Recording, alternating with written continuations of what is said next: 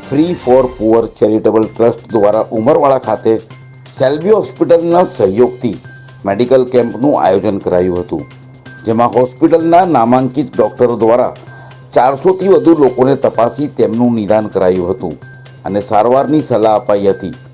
કેમ્પમાં ચશ્મા શિબિરની પણ વ્યવસ્થા કરાઈ હતી, જેમાં દર્દીઓની આંખોની તપાસ કરી તેમને ચશ્માનું વિતરણ કરાયું હતું. ખૂબ જ મોટી સંખ્યામાં લોકોએ ભાગ લીધો હતો.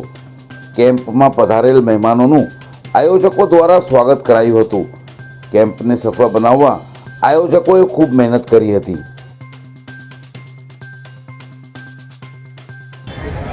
ઉમરવાડા ખાતે આજે free for poor charitable trust દ્વારા સેલ્બી હોસ્પિટલના સહયોગથી એક મેડિકલ કેમ્પનું આયોજન કરાયું હતું, જેમાં સવારે 11 વાગ્યાથી હમણાં સુધી લગભગ 550 પેશન્ટોએ એનો લાભ લીધો છે.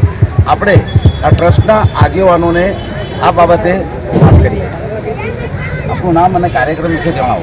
મારું નામ છે મનસુરભાઈ ચશ્માવાલા.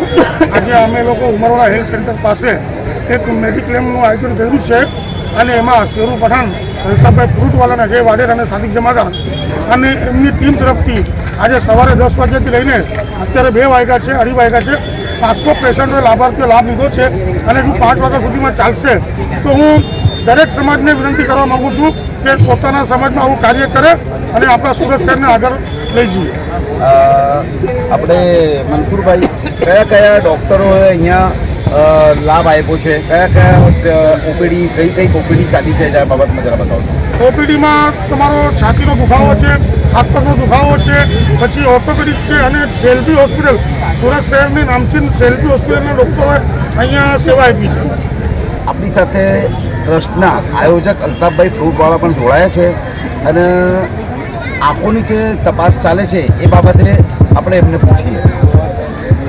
यहाँ पे आँखों की तपास भी फ्री में हो रही है और जो मोतियों का ऑपरेशन होता है वो भी यहाँ से फॉर्म भर के जाएगा, तो जब भी जाके दवाखाने में करेंगे तो फ्री में होएगा, तो गरीब आदमी के 10-15 हज़ार रुपये बच जाएंगे.